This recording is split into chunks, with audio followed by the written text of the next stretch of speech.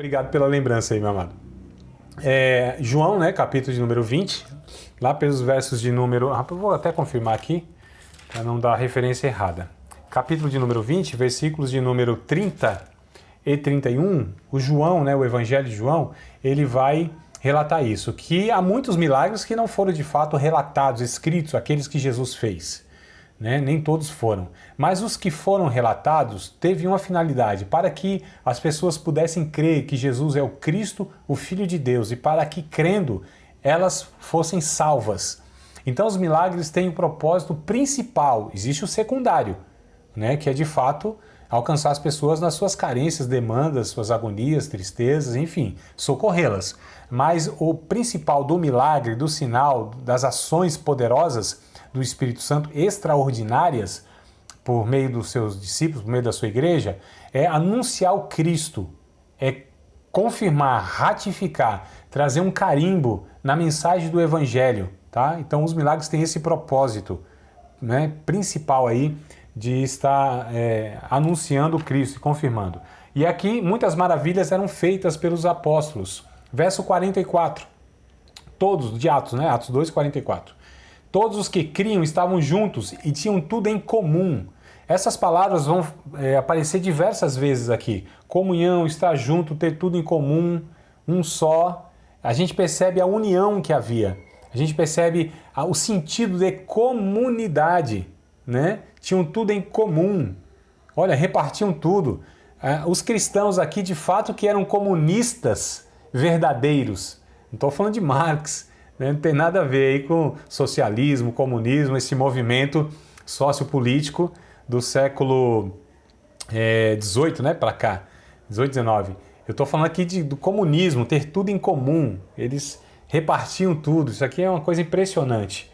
Aqui, na verdade, Deus estava apresentando para os homens uma nova proposta de convivência comunitária, uma nova comunidade, a comunidade de fé, né? Essa comunidade que ela é diferente da comunidade dos homens, que é uma comunidade de egoísmo, uma comunidade de opressão, uma comunidade, quer dizer, não é comunidade, né? Convivência.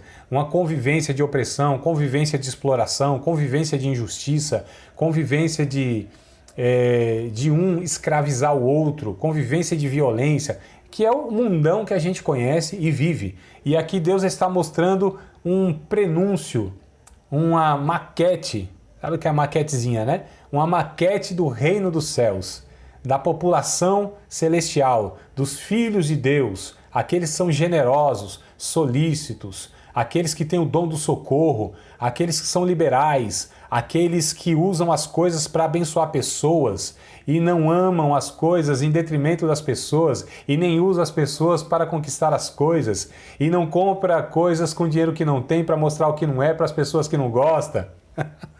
Até tomar um gole aqui para molhar as palavras. Não é, amados? Então a gente percebe isso aqui. Vamos lá, verso 45. Olha só, vendiam suas propriedades e fazendas e repartiam com todos, segundo cada um tinha necessidade. Então olha a palavra, todos, tudo em comum, estavam juntos, comunhão.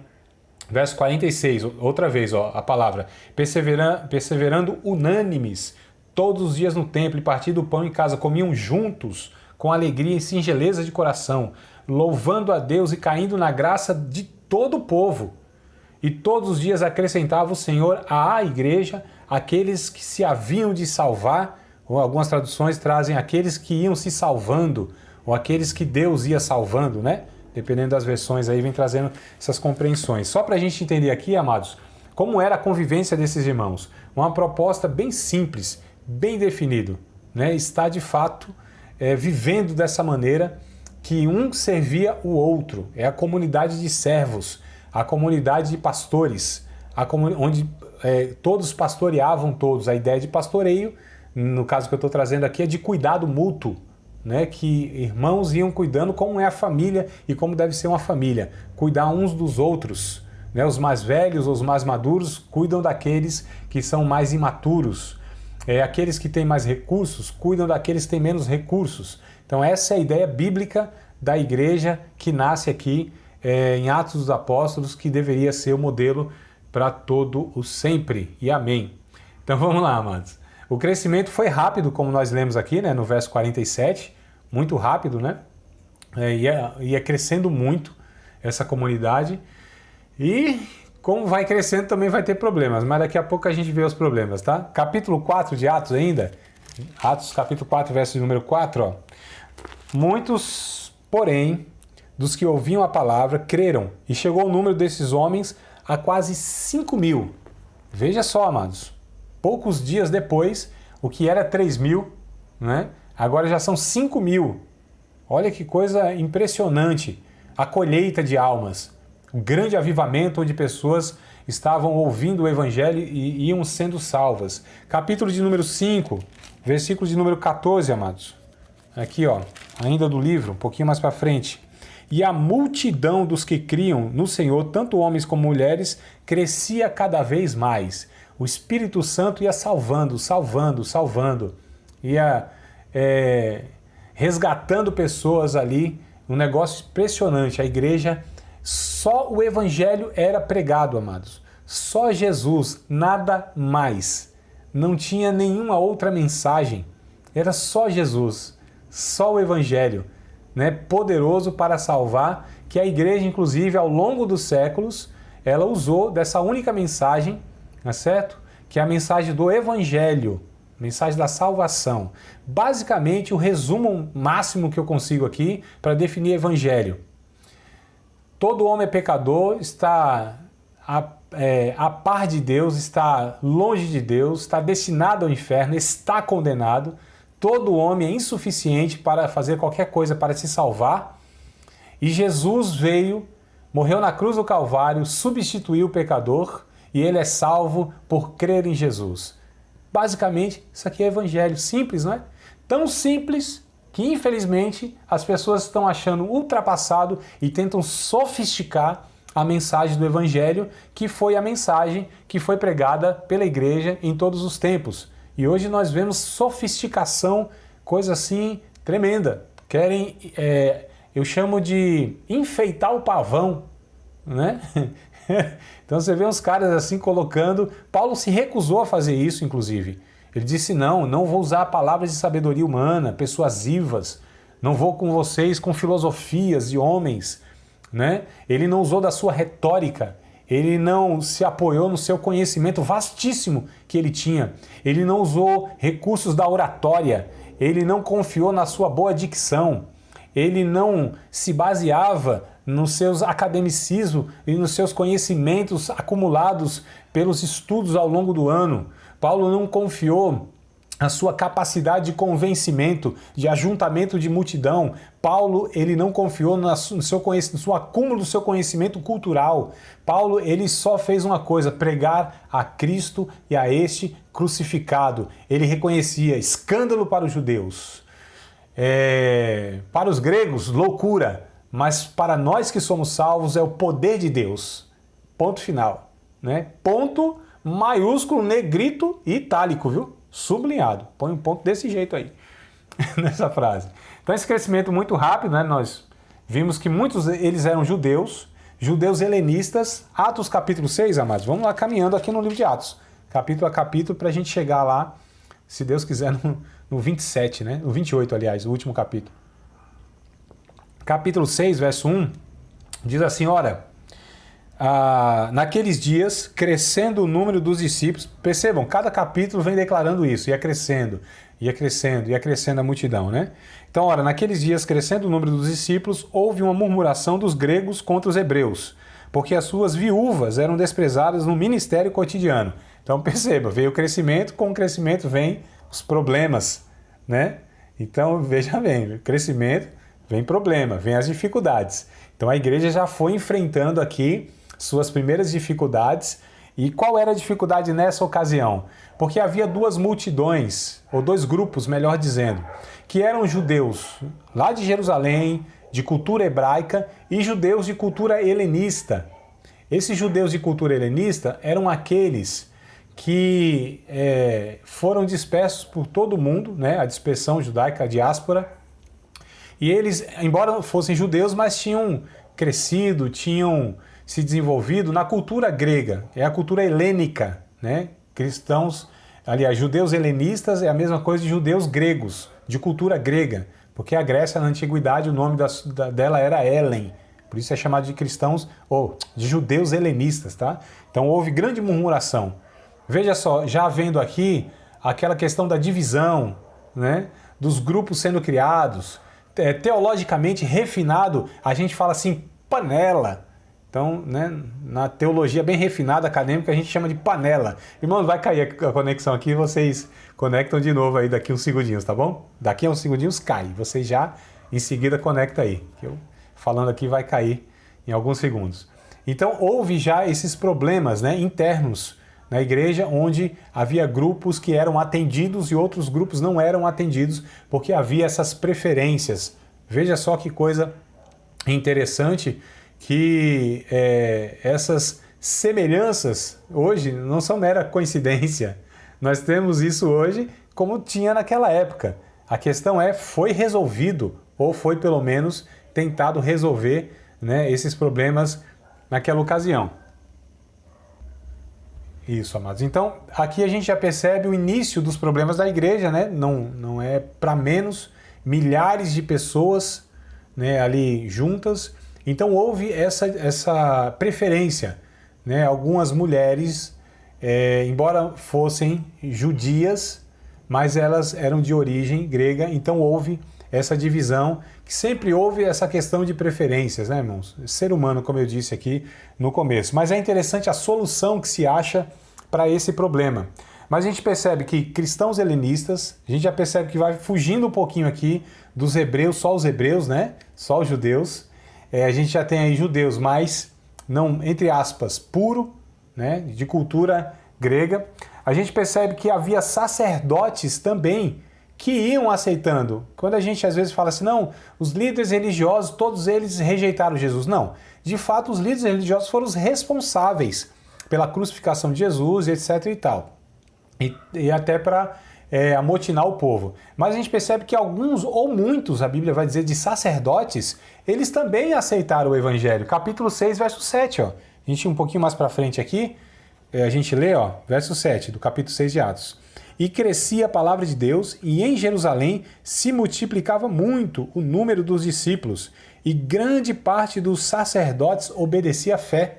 Então, olha que coisa interessante, o evangelho de fato poderoso até para entrar no coração de muitos sacerdotes, que foi, né, no ministério de Jesus, uma grande pedra que Jesus teve no seu caminho, ou seja, pessoas que atrapalhavam aqueles que queriam de fato receber o evangelho e entrar no reino dos céus. Sempre foi o grande problema da humanidade, a religiosidade, a religião, amados. Nunca melhorou o mundo. Pelo contrário, lá no final dos tempos, lá em Apocalipse, a gente percebe que a humanidade está assim saturada, a humanidade está preenchida, a humanidade de crentes, é crente para todo lado, gente com toda a crença possível. E será um mundo horrível. Então, um mundo onde a religião propõe ser a proposta melhor para a vida, se torna a pior proposta para a vida, porque a religião é a tentativa do homem de alcançar Deus pelos seus méritos. A religião é aquilo que impede as pessoas de enxergar o Evangelho.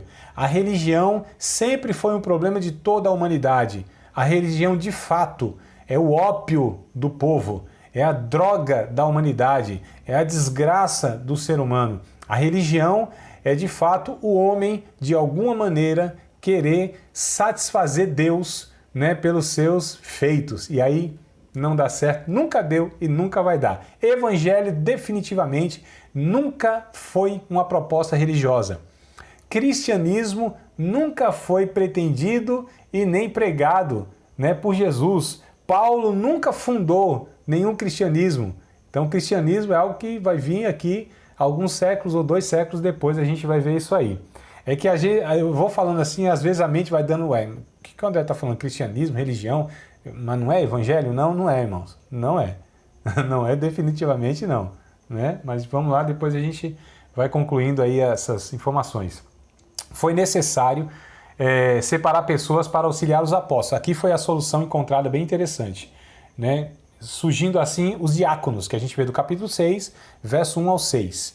É bem interessante a gente observar esses 6 primeiros versículos, porque eles vão nos dar dicas de como foi feito isso. Como que a igreja nasce? Olha, os apóstolos, eles tinham funções específicas. E eles disseram assim, não, nós não podemos ocupar o nosso tempo, não é perder, ocupar o nosso tempo, gastar o nosso tempo atendendo essas questões cotidianas, né? As questões administrativas, as questões sociais, as questões das demandas das pessoas naquela ocasião. Nós vamos nos dedicar à oração e à palavra. Olha que coisa interessante. E aí eles, né, os apóstolos, verso 2, ó, do capítulo 6. E os 12 apóstolos, convocando a multidão dos discípulos, disseram, não é razoável que nós deixemos a palavra de Deus e sirvamos as mesas. Escolhei, pois, irmãos, dentre vós, 7 varões, de boa reputação, eles deram o critério, né? Boa reputação, cheios do Espírito Santo e de sabedoria, os quais constituamos sobre esse importante negócio. Então eles não desprezaram, né, essas ações cotidianas, sociais da igreja. Eles disseram um importante negócio, mas nós temos uma outra função, nós temos um outro foco, que é oração e pregação da palavra. E aqui surge o ministério diaconal. Não que não existia em Jerusalém os serviçais, né, que são os diáconos. A palavra diácono quer dizer servo. Inclusive Jesus disse, eu sou entre vocês o diáconos. Né? Então Jesus era diácono. E a gente vê a constituição da igreja depois, a liderança, melhor dizendo, da igreja depois, no Novo Testamento, eram dirigidos por bispos e diáconos, pastores e diáconos, né? Presbíteros e diáconos. Então são 2 peças fundamentais na organização e na liderança da igreja. Tanto é que os critérios para admitir tanto um pastor como o diácono são os mesmos, lá em 1 Timóteo capítulo número 3. Os pastores e os diáconos. Os mesmos critérios, porque são 2 figuras importantíssimas. Há uma distorção hoje achando que o diácono é um obreiro de segunda linha, segunda categoria, sabe assim, um obreiro paraguaio, né? Nada contra os irmãos do Paraguai, né? Vocês entenderam assim só a questão. Então pense, mas não, irmãos, os diáconos, eles fizeram e fazem, biblicamente, né, parte de uma organização importantíssima, eu digo, na igreja, com essa função, e eles pregavam também, mas a princípio, aqui era para ordenar e organizar isso necessário, né, que houve aqui na ocasião. É interessante observar que esses 7 homens escolhidos, eles eram de origem grega. Pelos nomes nós deduzimos isso, né? Porque aqui tem, ó, Estevão, verso 5, tá? Estevão, tem Filipe, Prócoro, Nicanor, Timão, Pármenas e Nicolau. Todos nomes de origem grega. Desses 2 aqui, inclusive, surge, né, dois que vão depois, a gente vai ver um pouquinho mais para frente, se destacar na pregação. Pelo menos aqui o Filipe e o Estevão, a gente vê o ministério deles em um aspecto, não se limitando apenas a essa questão administrativa, mas também a pregação do evangelho. Filipe, ele vai inclusive pregar, a gente vai ver mais para frente, já saindo de Jerusalém, cumprindo de fato a ordem de Jesus. Mas é interessante aqui, amados, tá? Esses diáconos, eles vão, surgem aqui, né? Agora, eu pergunto para vocês, como que a gente fala que aqui surge o ministério de diácono se no texto não tem a palavra diácono? Por que a gente afirma isso? O que eu fiz agora foi uma pergunta. Se alguém quiser responder, claro, né? Não, ninguém quer? Tudo bem. Não vale nota, não vale nota. Se vocês quiserem responder e não acertar, tá no direito. Estamos aqui para aprender. Diga aí, Douglas.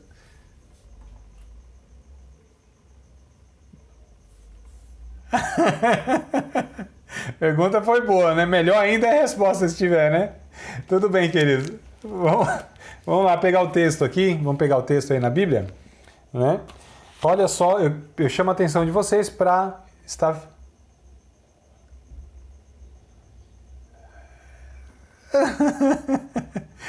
Tá com medo logo de tomar uma nota baixa, né, Robson? Que nada, mano. Nós todos...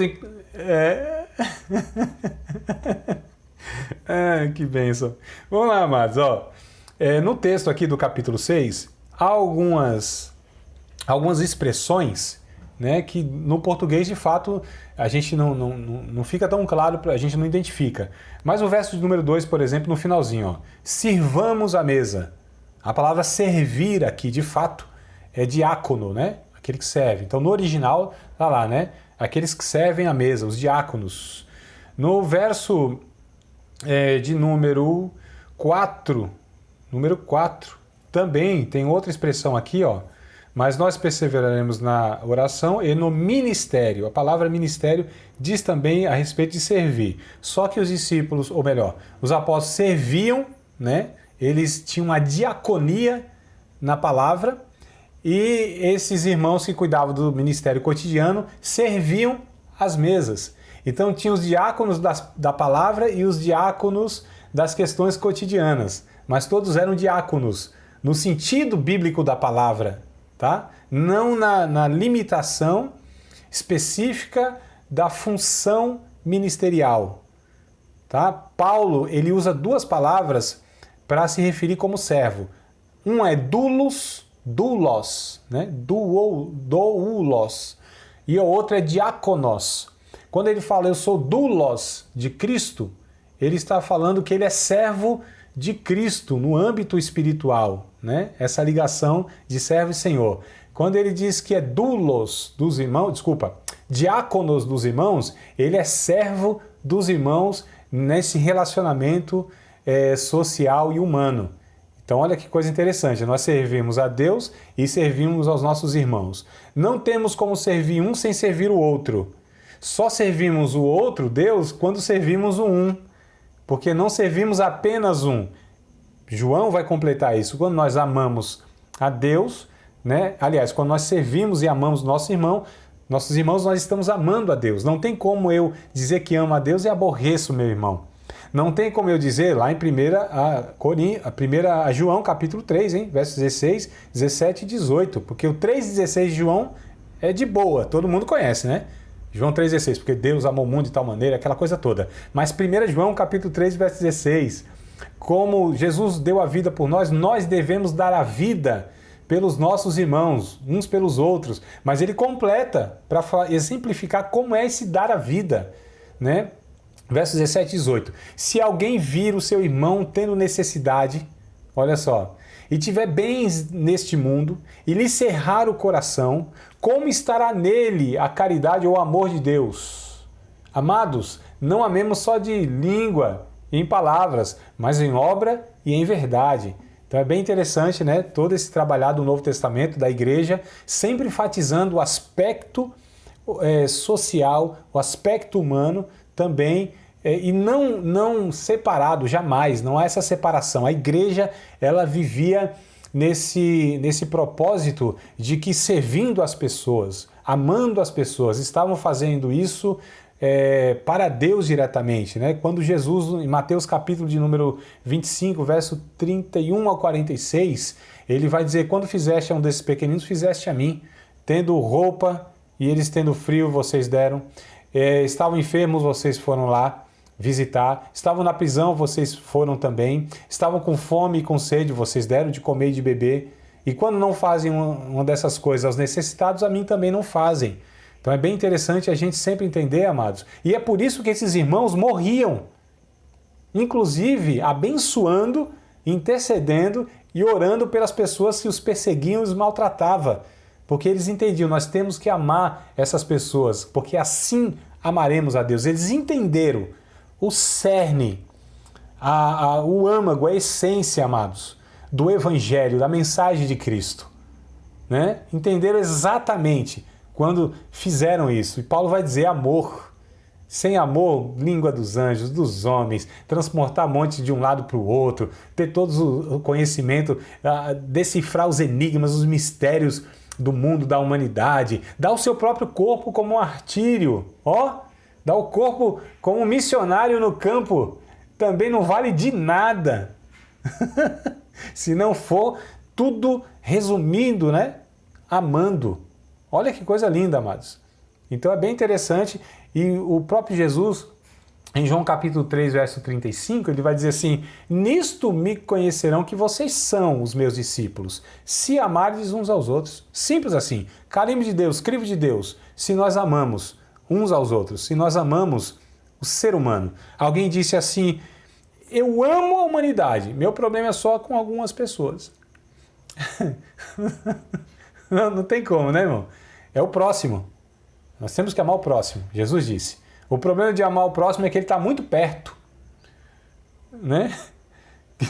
O distante é mais fácil, né? As criancinhas lá no Haiti, né? De boa, assim, mandar um negócio lá para uma agência missionária, alguma questão, uma ONG lá, é fácil, né, não, irmão? É fácil a gente falar assim: ô, meu irmão, eu te amo, e tal, e do outro lado, a gente ama, aquela declaração toda. É porque está longe, deixa chegar perto, deixa participar da mesma comunidade de fé. Deixa ter aí os embates, os atritos, os conflitos, né? As faíscas dos relacionamentos, o ferro com ferro se afiando diariamente. Aí a gente vê o desafio enorme, hercúleo, monstro que nós temos de viver o Evangelho. Mas a gente percebe aqui que a igreja ela foi achando soluções, né, para as demandas cotidianas. Como ela foi nascendo, crescendo e se desenvolvendo, né, à medida que ia tendo as dificuldades e as demandas, amados. Começou a perseguição primeiro, né, de um organismo político eclesiástico, que era o Sinédrio. Então começa a grande perseguição, a gente vai ver aqui no capítulo 7, né, estamos no capítulo 6, no capítulo 7, a grande perseguição. E aí perseguem os discípulos, melhor dizendo. Quem é que começa a perseguir? Desses diáconos vem Estevão. Estevão começa a pregar uma mensagem impressionante, amados. Impressionante. Olha só, como algumas pessoas, não, diácono, olha o diácono. Lê a mensagem, a pregação do diácono Estevão.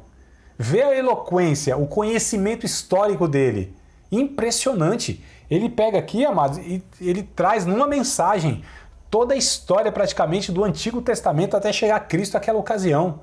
Uma mensagem assim, de um conhecimento fantástico, né? Das Escrituras Sagradas. Ele prega com toda a autoridade diante dos líderes religiosos, dos sacerdotes, aquela coisa toda. Aí os caras ficam enfurecidos, né? Ele vai pregando e no final da pregação ele diz assim: vocês são homens orgulhosos, sabe, de dura cerviz. A cerviz é isso aqui, né? Essa parte ou da frente ou de trás aqui, ó. Homens de dura cerviz que nunca se inclina, né? Que nunca se humilha. Essa é a ideia. Homens de dura cerviz, orgulhosos. Vocês são como os pais de vocês. Sempre resistem ao Espírito Santo. Vocês crucificaram a Jesus. E ele ainda diz assim: eu vejo Jesus à destra de Deus Pai. Aí pronto. Aí foi a gota d'água. Os caras ficaram furiosos depois dessa declaração que Jesus estava à direita de Deus. E aí apedrejaram ele. Olha que coisa interessante. Apedrejando ele, matando ele, ele abençoa esses homens. Ele diz: Pai, perdoa eles, porque eles não sabem o que fazem. Veja que coisa linda, irmão. Reproduzindo a mesma fala, tendo o mesmo sentimento, a mesma postura do nosso Senhor Jesus na cruz do Calvário diante dos seus algozes. Veja que discípulo de Cristo, né? E aí o Estevão, ele prega, começa uma grande perseguição, a gente vai ver aqui. E o grande perseguidor da igreja surge depois aí, mas eu vou até deixar ele um pouquinho quietinho aqui, né? Deixa o leão aqui, deixa a fera do Paulo aqui, um pouquinho de canto. Vamos para o capítulo 8, que é do capítulo 9 que ele aparece. Como na ordem de Jesus, né? Ou seja, os discípulos prontamente foram até os confins da terra para anunciar o evangelho. Isso aí está no capítulo 1, verso 8 de Atos. Vocês lembram daquela frase famosa de Jesus? E eis que deixará a virtude do Espírito Santo sobre vocês, né? E vocês vão ser minhas testemunhas tanto em Jerusalém, Judéia, Samaria e até os confins da terra. Lembram, né, desse texto? Atos 1 e 8. Atos 1 e 8, tá? Então, olha só, Jesus deu uma ordem para que eles pregassem Jerusalém, Judéia, Samaria e até os confins da terra. Então, de fato, pregaram em Jerusalém, que é onde o Espírito Santo derramou lá, né, a sua virtude, começaram a pregar em Jerusalém, e aqui começa então a segunda etapa, que é indo para a Judéia, né? Depois para Samaria, que é onde aparece Aqui, irmãos, é só inverter. Quando a gente lê o capítulo 1, verso 8, olha que coisa interessante, a curiosidade bíblica aqui. Capítulo 1, a gente aprende isso aqui em gincana bíblica, tá? Gincana bíblica, na escola dominical, a gente aprende esses negócios. Ou então no grupo de jovens e adolescentes que a gente fazia esse trem aí, né? Então, capítulo 1, verso 8 de Atos, inverte. Vamos pegar o capítulo 8 e verso 1, para a gente ver o cumprimento de um e de outro, né? Então, capítulo 1, verso 8, vocês vão ser minhas testemunhas, pregando em Jerusalém, Judéia, Samaria, até o fim da terra. E o capítulo 8 de Atos, versículo de número 1, a gente vê aqui, ó. E também Saulo consentiu na morte dele, do Estevão, né? Estevão apedrejado, Saulo estava lá, era muito novo, dizem os estudiosos, para estar participando do apedrejamento, mas estava ali compactuando, consentindo com aquele ato lá. E também Saulo consentiu na morte dele, do Estevão, e fez-se naquele dia uma grande perseguição contra a igreja que estava em Jerusalém, e todos foram dispersos pelas terras da Judéia e da Samaria, exceto os apóstolos. Olha que coisa interessante, é o que eu anotei aqui, né? Então eles foram até Judéia, Samaria, e Deus permitiu desencadear essa grande perseguição aqui, né? Menos os apóstolos, só os discípulos foram perseguidos mesmo, e eles foram por essas regiões. Amados, estava tão bom ali em Jerusalém, mas tão bom. Imagina só, comunidade, né? Gente assim suprindo a necessidade um do outro, só louvor, adoração, mãozinha para cima. Olha que coisa boa, irmão, né? Só assim, ceia servida pelos apóstolos, tal, pregação de boa, ar-condicionado, cadeirinha reclinável, aquela coisa boa, assim, som de primeira qualidade, a banda lá, banda assim, sabe? Aquela banda da hora mesmo, conduzia ao quebrantamento. Pensa no culto da hora. Pensa não, vamos ficar por aqui mesmo. É muito bom esse lugar aqui. Vamos pregar esse negócio para sair por aí pelo mundo pregando? Não, vamos ficar por aqui. A gente tem uma igreja grande agora, né? Os aparelhos aí novos, tecnologia, data show, aquela coisa toda. É muito bom aqui. Fazer missões para quê, irmão? Para que esse negócio de sair aí pregando por todo mundo e gente que a gente nem sabe se vai aceitar? Vamos ficar por aqui em Jerusalém. Qualquer semelhança, eu disse, é mera coincidência com as igrejas de hoje, né? Então tá tudo deitado em berços esplêndidos nas suas igrejas, fazer nada. Aí Deus tem método para tudo, né, irmão? Como ele fez lá, lembrem, no começo da humanidade, vocês, ó, se multiplica, frutifica, enche a terra e vamos povoar esse trem aqui que eu fiz para vocês. Essa é a ordem. O povo disse que nada, vamos ficar aqui, construir uma torrezinha pra gente, vai ficar tudo bem aqui, tá tudo tranquilo. E vai sair espalhando aí todo mundo, não, vou ficar por aqui. Aí Deus vem, confunde a língua daqueles homens, e eles não se entendem e tem que espalhar, porque é a ordem de Deus. É um mandato cultural, é um mandato social. Deus deu uma ordem, irmão, tem que ser cumprida. Não tem negociação, não tem questionamento. É o Criador dando uma ordem. A ordem do Criador foi: vão, preguem o Evangelho, sejam minhas testemunhas, Jerusalém, Judéia, Samaria e até os confins da terra. Aí Deus permite aqui que haja uma grande perseguição. Só os apóstolos ficam. Olha o propósito, né? Os apóstolos ficam ali, mas os discípulos têm que sair correndo. Ou vai na marra, né? Como diz na minha terra. Vai a pulso. Deus cria meios, Deus tem maneiras, irmãos. Se a pessoa não vai no entendimento do chamado, se ela não tem a clareza, não é a clareza, que Deus não deixa obscuro, mas se ela não absorve aquilo como obediência a ser ouvido, né, a mensagem cumprida de Deus, Deus tem meios. Se o profeta não vai de jeito, vai de baleia. Vai de um jeito ou vai de outro. Né? Deus é soberano. Deus ele tem meios infindáveis, recursos de sobra para conduzir a nossa vida. É bem interessante isso, amados. Muito interessante. A soberania de Deus aqui, né? Então é Deus que, é por isso que eu digo, a igreja é projeto de Deus. Porque se fosse os homens, estavam acomodados lá em Jerusalém. Ia fazer lá uma grande catedral. Assim, uma mega igreja. Ia fazer um negócio assim, sabe? Um estádiozão, um negócio... Ia fazer sei lá, um templo. Parecido com o de Salomão, uma avenida boa, movimentada numa metrópole, alguma coisa desse tipo, entendeu? Alguma igreja assim, fantástica, pro lado do Mato Grosso, acho que tem uma lá que é enorme. Ia fazer um negócio assim, vamos ficar por aqui. E aí eles foram dispersos. Filipe, né, ele prega em Samaria, e para o etíope, um alto oficial do governo da Etiópia. Capítulo 8, Filipe. Olha Estevão, primeiro diácono, martirizado. Vem o outro Filipe, o diácono lá também no capítulo 6. Ele prega, né, para o eunuco lá, da rainha Candace, aquela história bem famosa, na carruagem. Ele vai correndo lá e ouve ele lendo o profeta Isaías e tal. Disse, você aí... a cena eu acho tão... Diga, Robson, pode falar, meu amado. Abra aí o microfone e pode falar.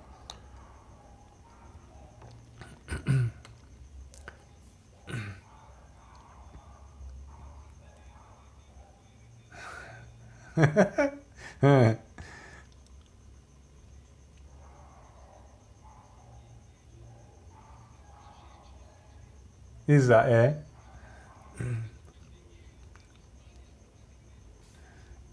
é o que acontece,